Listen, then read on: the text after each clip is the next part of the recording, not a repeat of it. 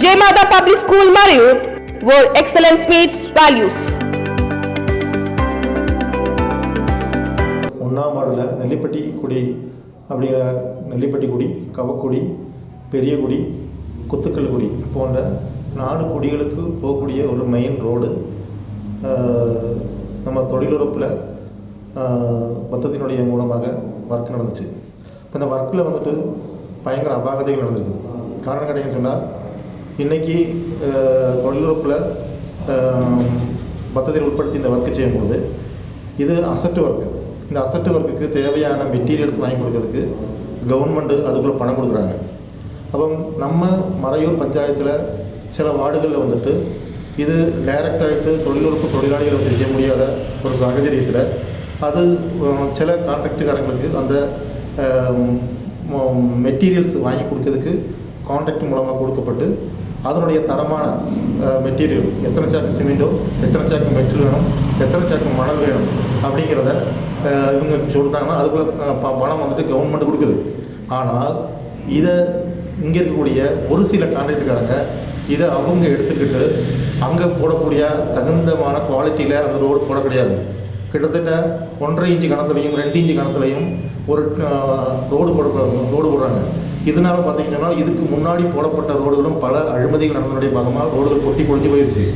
ஆனால் இது இப்போ சமீப காலத்தில் ஜில்லா பஞ்சாயத்து மெம்பருடைய ஃபண்டிலிருந்து போடப்பட்ட ரோடு யாருக்கும் குடிக்காரங்க யாருக்கும் எந்த விதமான ஒரு பராதியும் கம்ப்ளைண்ட்களும் கிடையாது.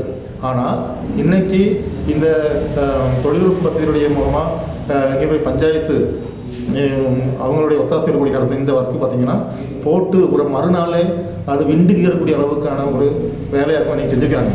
அப்போ இது நம்ம எல்லா கான்ட்ராக்டுக்காரங்களையும் ஒட்டடிச்சு கண்ணடிச்சு நம்ம சொல்ல விரும்பல. இது சில இதில் பந்தப்பட்ட கான்ட்ராக்டுக்காரங்க வந்துட்டு இதில் அனுமதி நடத்திருக்காங்க.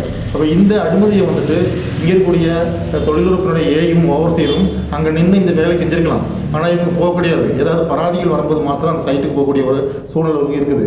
அப்போ இது கண்டிப்பான முறையில் இந்த ரோடுங்கிறது வந்துட்டு கவர்மெண்ட் கொடுக்கக்கூடிய பணம் அந்த ஜனங்களுக்கு வேண்டிட்டாகும். அங்கே இருக்கக்கூடிய ஆதிவாசிகளுக்கு ஆளுகளுக்கு வந்துட்டு அங்கே ஏதாவது ஒரு அத்தியாவசிய சூழ்நிலையில் அவங்களுக்கு வந்து போக வேண்டிய ஒரு காலகட்டத்தில் ஒரு ரொம்ப நாளினுடைய அவங்களுடைய ஒரு கனவாகும் இந்த ரோடு. அதனுடைய பாகமாக இன்றைக்கி எம்எல்ஏனுடைய ஃபண்டில் இந்த ரோடு வேலை செய்ய வேண்டிய 1 கோடி ரூபாய்க்கு எடுத்து எம்எல்ஏ ஃபண்டு கொடுத்துருக்காரு. அதனுடைய எஸ்டிமேட்டும் காரியங்களும் எடுத்து முடிஞ்சு போயிடுச்சு.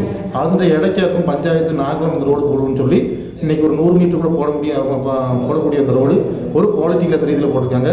இது கண்டிப்பான முறையில் இது உண்மையாக கண்டிக்கக்கூடிய ஒரு செயலாகும்.